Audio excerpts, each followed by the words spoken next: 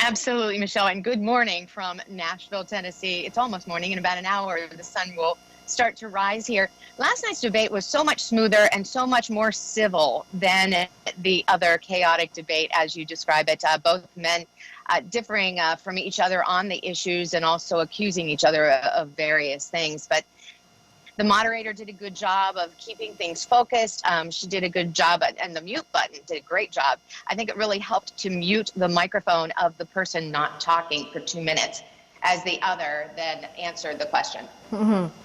Of course, a lot of Americans were looking to this debate to help them decide whether they will be voting for Trump or voting for Joe Biden. What, for you, were the 5 key takeaways from this debate?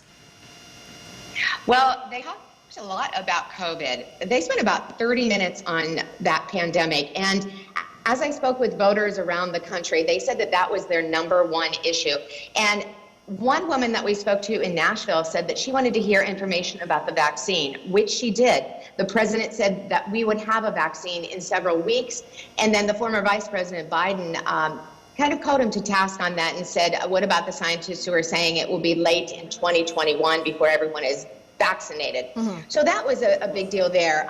You also had the 2 men and talking about the interference in taxes. You had them talking about immigration. Joe Biden saying that he would give immediate citizenship, a path to citizenship for the DACA recipients, and those would be the children that came over to this country with their parents. So they came over as children. They lived in this country, and they would receive a path to citizenship under his administration. So it was very interesting to hear the different ideas. The president called the former vice president to task, saying that you didn't do that for 4 years. You know, you didn't do that 4 years ago. He was actually in office as vice president for 8 years. So President Trump kept saying to him, why didn't you do that while you were in office? Everything that Biden would say that he would accomplish as president. Let's talk a bit more about the COVID-19 pandemic. Many Americans, of course, looking for the 2 leaders to address this. We've seen Biden specifically attack Trump, saying from the very beginning, Trump knew about COVID-19, did not tell Americans. Biden has been saying that it's Trump's fault that so many Americans have died and have been infected. But we've also seen Trump using his own infection of COVID-19 to sort of defend himself from the same. How did that go? He did. In fact, let me just mention one thing that you said first before we get to what Trump said. But Biden said 220,000 Americans are dead. Anyone not taking responsibility for those deaths should not remain as president of the United States of America.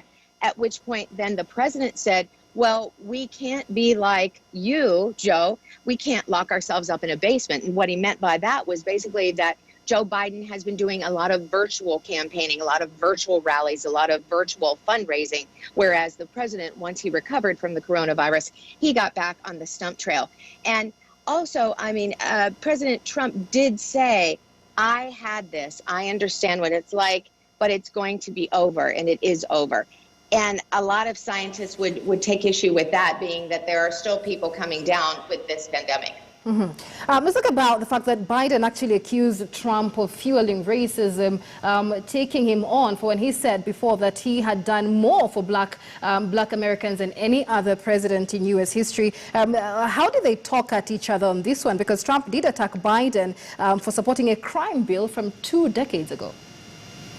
Right, and he said that criminal justice reform was what you should have done. More blacks went behind bars than ever before, at which point then the Vice President Biden, former Vice President Biden, said the 2000 crime bill had been in effect for a while, and he said that there were 38,000 people in federal prison less during his term. And then again, he said that he would make everything better in a new presidential administration, at which point then the president said, why didn't he do that 4 years ago? And he kept on saying that. Like I said, he kept on saying that about immigration, about the Affordable Care Act, and also about criminal justice. All right.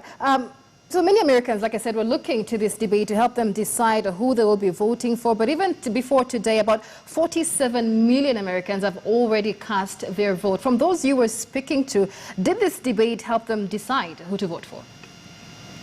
There's a discrepancy in how many undecided voters are in the United States, many fewer than other elections here in this country. I'm seeing various polls between 3 and 5% are undecided. So that's not a large group. The ones that I spoke to said they'd be watching. They wanted to hear about COVID. Now, whether their minds were made up, I don't know. But as you mentioned, 48 million people have already voted. That has shattered early voting records around the country. And that is a third of those who are expected to vote. If you take 2016, how many voted in 2016, that's about a third that will vote for this election. All right, but let's speak also. So many made up. What will be happening now from today? It's about 11 days to election day already, and many say now focus is on the electors, because as much as voters will vote, those millions of votes won't actually be cast for Trump or Biden. There's all those little known men and women who will actually elect the president. Explain to us how this electoral vote system works. They will actually be going to the states that are considered swing states. What are the states that are up for grabs right now? Florida is a big one, and I can tell you this, that is where President Trump is today. He will be at 3 different cities in Florida at various rallies trying to win Florida. They are neck and neck in that state.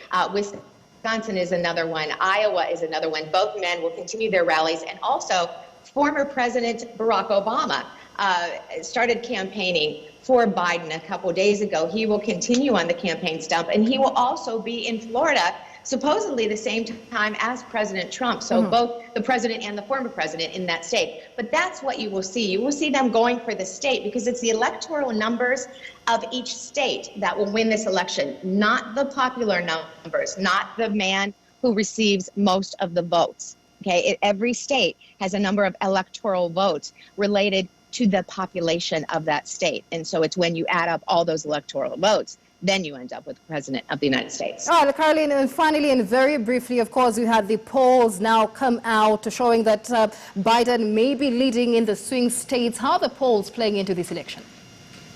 Right. Well, the first poll that I had seen after the debate last night showed 53% felt that Biden won the debate. Now, later polls today will show you which way the voters are going. But again, the polls show Biden ahead between 5 and 10% now nationwide.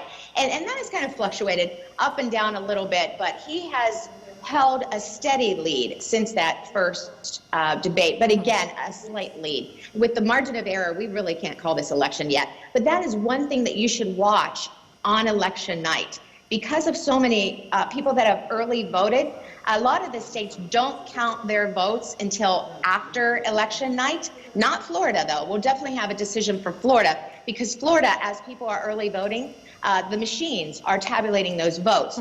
We don't know which way they're going yet until election night, but election night, then we'll have all those numbers. But look for the wider margin.